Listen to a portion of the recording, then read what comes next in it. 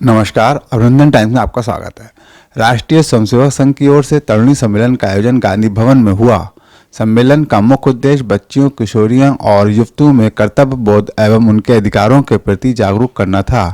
कार्यक्रम की मुख्य अतिथि अपर न्यायाधीश अपर्णा त्रिपाठी ने बालिकाओं, युवतियों और महिलाओं को अपने अधिकारों के साथ साथ अपने कर्तव्यों के प्रति जागरूक रहने का आह्वान किया। कार्यक्रम आयोजक विभाग महिला समन्वय प्रमुख डॉक्टर संगीता मोहन ने कहा कि महिलाओं, युवतियों और बालिकाओं को अनुशासन, पर्यावरण संरक्षण शिक्षा के लिए जागरूक रहने की आवश्यकता है। कार्यक्रम की अध्यक्षता निर्मला अग्रवाल ने की।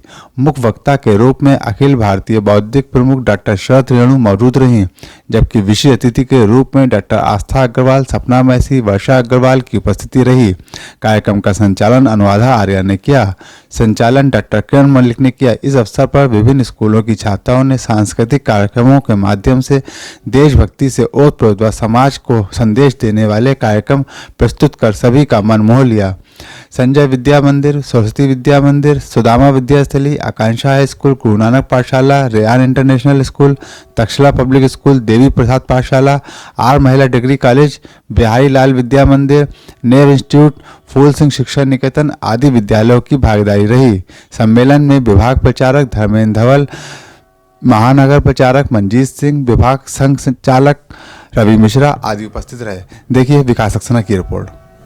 दूजा बंसी के सुर से लुभावे, एक बैल को वाहन बनावे, दूजा गोकुल गाय चरावे, एक कर्तांडव अहंकार मिटावे, दूजा उंगलियों पर नाच नचावे, एक लगा के भस्म रम जावे, दूजा मोर पंख माथे सजावे, एक तीसरी आंख डरावे, दूजा अपनी मुस्कान छलावे, एक जटा गंगा बहावे, दूजा यमुना शांत करावे, एक माया के हाथ न आवे, दूजा माया को आंख घुमावे, एक योग में ध्यान लगावे, दूजा भोग के लड्डू खावे, एक ध्यान में दूजे को सुमिरे, एक ध्यान में दूजे को सुमिरे, दूजा एक में खुद को जावे।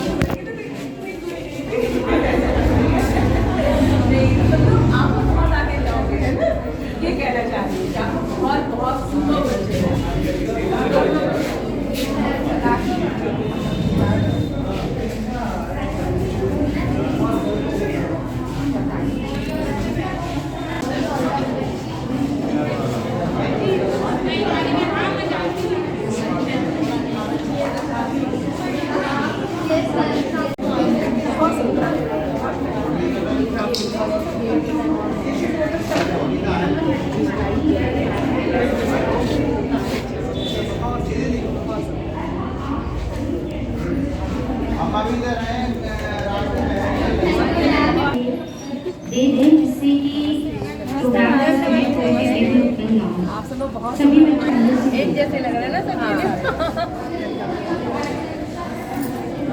सब आगे महिला degree college NSS PG students हैं। अच्छा योगा तालियों के साथ लग रहे हैं।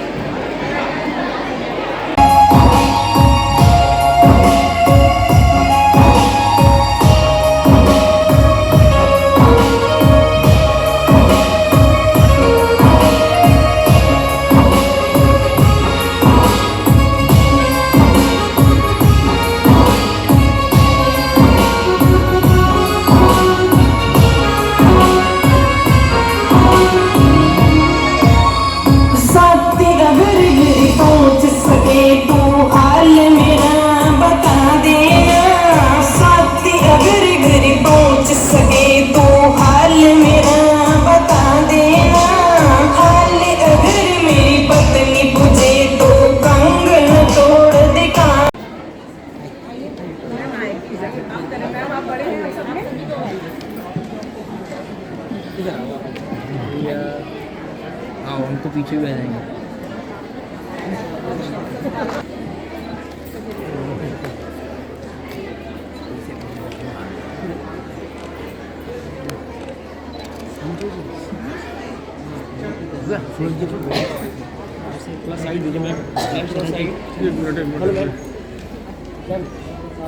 आप सभी से अनुरोध है कि जो बच्चियां एवं बहनें बाहर खड़ी हैं अपना स्थान ग्रहण कर लें।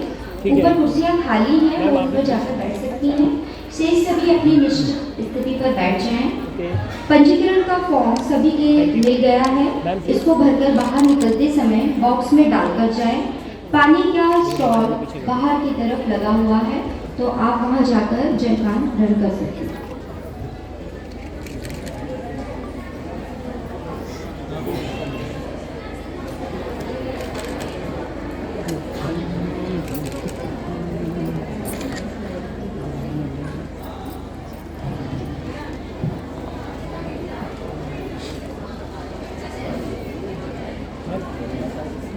Please ma'am.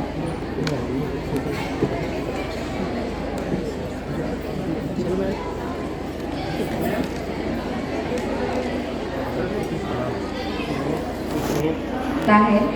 साथ ही मैं श्रीमती रेवा लक्ष्मी जी महानगर कार्य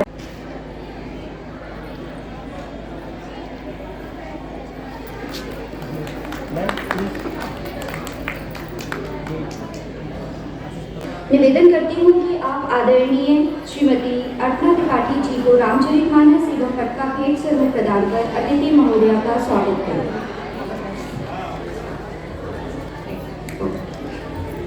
भाभी जी प्लीज। Thank you.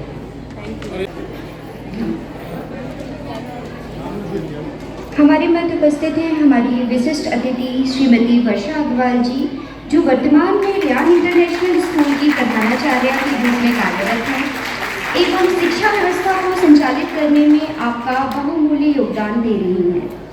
मैं श्रीमती नीति सक्सेना वीरांगा वाहिनी अध्यक्ष से निवेदन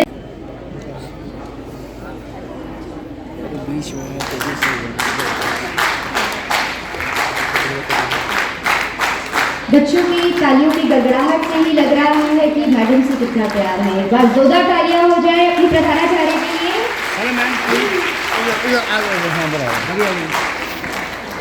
हमारे मध्य उपस्थित विशिष्ट अतिथि सुश्री स्मिता सक्सेना जी, प्रधानाचार्य आकांक्षा हाई स्कूल, जो वर्तमान में आकांक्षा हाई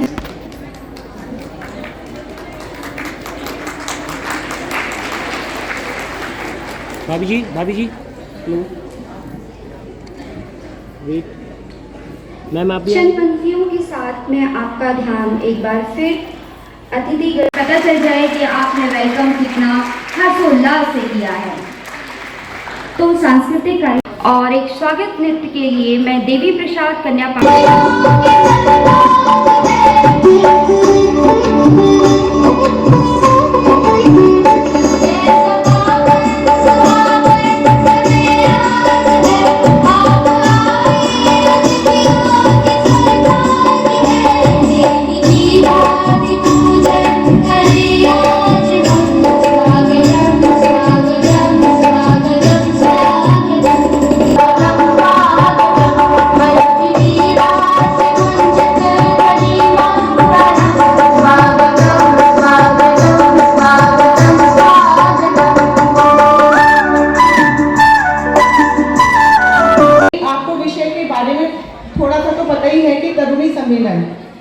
हम सबको पता है कि विश्व में भारत एक ऐसा देश है जहाँ पे सबसे ज़्यादा युवा और तरुण हैं, और इसीलिए देश की दिशा और दशा तय करने में युवाओं का अपना एक अलग स्थान और परिचय है।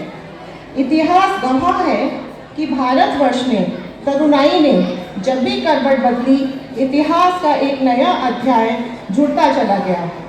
चाहे वे झांसी की रानी लक्ष्मीबाई हो या कल्पना चावला, पीटी उषा हो या साइना नेहवाल, तरुणियों ने भारत के इतिहास में समय समय पर अपने स्वर्णिम हस्ताक्षर अंकित किए हैं। एक तरफ जब हम यह कहते हैं कि भारतवर्ष युवाओं का देश है, तो फिर अपनी इस ऊर्जा को सही दिशा देने की भी आवश्यकता होती है। और इसी उद्देश्य की पूर्ति के लिए राष्ट्रीय स्वयंसेवक संघ की ओर से देश भर में तरुणी सम्मेलन के माध्यम से तरुणियों के अधिकारों के साथ साथ उन्हें कर्तव्य बोध का भी ज्ञान कराने के उद्देश्य से ऐसे सम्मेलन और संगोष्ठियों का बीड़ा उठाया गया है। और इसी कड़ी में आज शाहजीपुर महानगर में इस कार्यक्रम का आयोजन यहाँ गांधी भवन प्रेक्षागृह में किया जा रहा है। और इस सम्मेलन में अपने अपने क्षेत्र की सभी मर्मज्ञ विभूतियों द्वारा हम उनके विचारों से लाभान्वित होंगे। आइए करतल ध्वनि से मंच पर उपस्थित सभी अतिथियों का स्वागत करें और उनके एंड पढ़ना ना छोड़ें। And I tell you guys, अगर आप लोग अपने जीवन में मॉडर्न लाइफस्टाइल को फॉलो करना चाहते हो ना, टेक्नोलॉजी को फॉलो करना चाहते हो, सोशल मीडिया पे इन्फ्लुएंसर बनना चाहते हो, तो आप जिस दिन रामायण सीख गए ना, उस दिन ये सब चीज़ें क्वालिटीज़ आप में अपने आप आ जाएंगी। एक हमारे सोसाइटी में बड़ा मिथ है कि हमारी जो दादी और नानी होती हैं वो बेटा अब अपने गृहस्थ जीवन से पूरा हो चुकी हैं, अब वो मंदिर में समय देंगी, अब वो भजन कीर्तन करेंगी। मेरा आउटलुक अलग है। मेरा आउटलुक है कि जब आपका गृहस्थ जीवन पूरा हो गया, अब आप कमा लो, थोड़ा धन संचय अपने लिए कर लो और अपनी लाइफ एंजॉय करो। जो करना है आप यंग एज में करो। रामायण बच्चों को इसलिए पढ़ाओ ताकि उन्हें पता चले कि राम कैसे पुत्र थे, राम कैसे पति थे, राम कैसे राजा थे और राम कैसे पिता थे। उन्हें पता चले कि सीता कैसी पत्नी थी, सीता कैसी माँ थी, भरत कैसे भाई थे। इसलिए रामायण पढ़ानी हो और महाभारत पढ़ानी हो तो बच्चों को बचपन से पढ़ाएं। 50 साल के बाद जब मेरा गृहस्थ जीवन पूरा हो गया, मैंने अपने बच्चों की शादियां कर दी, अब मैं सीख के क्या करूंगी कि राम कैसे थे। लेकिन हाँ, अगर मैं बचपन में सीख लूंगी तो उससे मैं अपने परिवार का, अपने समाज का और अपने राष्ट्र का निर्माण बहुत अच्छे से कर पाऊंगी। तो बस कुछ पंक्तियां नहीं, छोटी सी कविता है, सोशल मीडिया पे मुझे बहुत पसंद है तो इसलिए ज़रूर बोलूँगी। ध्यान से सुनिएगा और स्पेशली गर्ल्स आपके लिए, खाते जाओ लेकिन सुनते जाना। ये दुनिया तो हमने बनाई है, ये जिंदगी जो बड़े जतन से कमाई है। इसमें रफ्तार तो भरपूर है पर ना ठहराव है और ना ही गहराई है। हमने बैंक अकाउंट में कई शून्य जोड़ लिए, लेकिन अपने शून्य होने का एहसास हम घटा नहीं पाए। ट्विटर पर ब्लू टिक तो हमने ले लिया पर लाइफ से रेड फ्लैग्स हम हटा नहीं पाए। आज हम बिल गेट्स और जो बाइडेन को तो पहचानते हैं पर अपने पड़ोसियों तक के नाम नहीं जानते हैं। और सोच इतनी बदल गई कि दादा पत्थर को भगवान मानते थे और हम भगवान को पत्थर मानते हैं। 16 से 32 वर्ष की बहनों को तरुणी कहा जाता है। मेरा मानना है कि हमारे देश समाज के विकास में तरुणियों की विशेष भागीदारी व स्थान है। पुरानी बातें तरुणियों को घर का कामकाज संभालना होता था, आज के समय में बहुत बड़ा परिवर्तन आ चुका है। सेना में हवाई जहाज उड़ाने, इसरो में वैज्ञानिक तथा बड़ी बड़ी कंपनियों में संचालन में हमारी बहनों की बहुत ही महत्वपूर्ण भूमिका है। आज हमारी भी जिम्मेदारी बनती है अपनी बेटियों को पढ़ाने और डिग्री दिलाने के साथ साथ उनकी बुद्धि विवेक या योग्यता से धन अर्जन में प्रेरित व सहयोग करें। महिला शक्ति द्वारा स्वयं से धन अर्जन करने से जीवन में स्वतंत्रता महसूस करती हैं तथा अपनी इच्छानुसार धन का उपयोग कर सकती हैं। केंद्र व प्रादेशिक सरकार द्वारा तरुणियों को रोजगार, सरकारी सेवाओं व उद्योग लगाने हेतु विशेष प्रोत्साहन दिया जा रहा है। यदि महिला उद्यमी नया उद्योग लगाती हैं, उन्हें जमीन की रजिस्ट्री करने पर 100% स्टाम्प ड्यूटी छूट मिलती है, जबकि पुरुषों को 75%। प्रधानमंत्री रोजगार सृजन योजना में महिलाओं को 35%, जबकि पुरुषों को मात्र 15% का अनुदान मिलता है। मैं बहुत 2 पॉइंट आपके सामने बोलूँगी, क्योंकि सूरज के सामने दिया जलाने से कोई फायदा नहीं होगा। अभी हमारी परम पूज्य दीदी उद्बोधन करेंगी, उससे आपको बहुत कुछ सीखने को मिलेगा। मैं सिर्फ 2 बातें कहूँगी कि भारत एक युवा देश है। स्टैटिस्टिक्स बताते हैं कि 50% भारत की पॉपुलेशन अंडर 25 ईयर्स है और 65% पॉपुलेशन अंडर 35 है। और इसमें आधी आबादी तरुणियों की है। आज के दिन विश्व में हर छठा व्यक्ति भारतीय है और यदि इसमें तरुणियों का भी योगदान हो जाएगा तो आशा ही नहीं, विश्वास है कि तरुणियां न सिर्फ भारतवर्ष का परंतु विश्व का भी इतिहास बदलने में एक बहुत सक्षम भूमिका निभाएंगी। उद्बोधन कर यहाँ उपस्थित सभी तरुणी मातृशक्ति एवं भाइयों का मार्गदर्शन करें। भारत की माटी का एक कण हूँ। यहाँ पर इस सम्मेलन में मुझे बुलाया, आज्ञा मिली है, इसलिए अपने कुछ विचार मैं आप सबके सामने रखती हूँ। हमारे तन की चर्चा हुई, मन की चर्चा हुई, अर्थ की चर्चा हुई, आत्मा की भी चर्चा हुई। मैं जिसकी चर्चा कर रही हूँ उसको एक पंक्ति में व्यक्त करती हूँ। सुमित्रानंद पंत की पंक्ति है, मन मोहिनी प्रकृति की जो गोद में बसा है, सुख स्वर्ग सा जहाँ है वह देश कौन सा है। पीछे जो बच्चियां हैं बैठ जाएं, पीछे जो बच्चियां हैं बैठ जाएं, जितनी भी बच्ची हैं उतनी ही बहुत हैं, बाकी बात नहीं करेंगी, बैठिए सब लोग। पीछे जो बच्चियां हैं बैठ जाएं, जिनको जाना चुपचाप मौन होकर जाएं। तो जो सुंदर प्रकृति की गोद में बसा है वह है मेरा देश भारत। मैंने एक अमेरिका के सेमिनार में एक वीडियो देखा जो इस भारत की धरती का ही वीडियो था, लेकिन वह किसी दूसरे देश के द्वारा प्रस्तुत किया गया वीडियो था। एक बच्चा मां के गर्भ में है, वो जन्म लेता है, सबसे पहले अपनी मां के दर्शन करता है। उसकी आंखों में अनेक प्रश्न हैं। मैं कौन हूं? मैं क्यों इस दुनिया में आया हूं? मेरा इस सारे संसार के साथ क्या रिश्ता है? मेरे जीवन का उद्देश्य क्या है? मैंने जन्म क्यों लिया है? यह अध्यात्म जिस देश के ऋषि मुनियों ने खोजा, जिस देश की एक अनपढ़ मां ने खोजा, जिस देश के छोटे से बच्चे ने खोजा, वह देश भारत है। और इसलिए इस भारत को जानना, क्योंकि हम सभी जानते हैं अमृत महोत्सव के बाद हम अमृत काल में जी रहे हैं, यानी अपने 100वें वर्ष की ओर स्वतंत्रता के बाद आगे बढ़ रहे हैं। और इसलिए इस अमृत काल में हम सब जो युवा हैं, मैं युवा नहीं हूं लेकिन मेरा मन बहुत युवा है,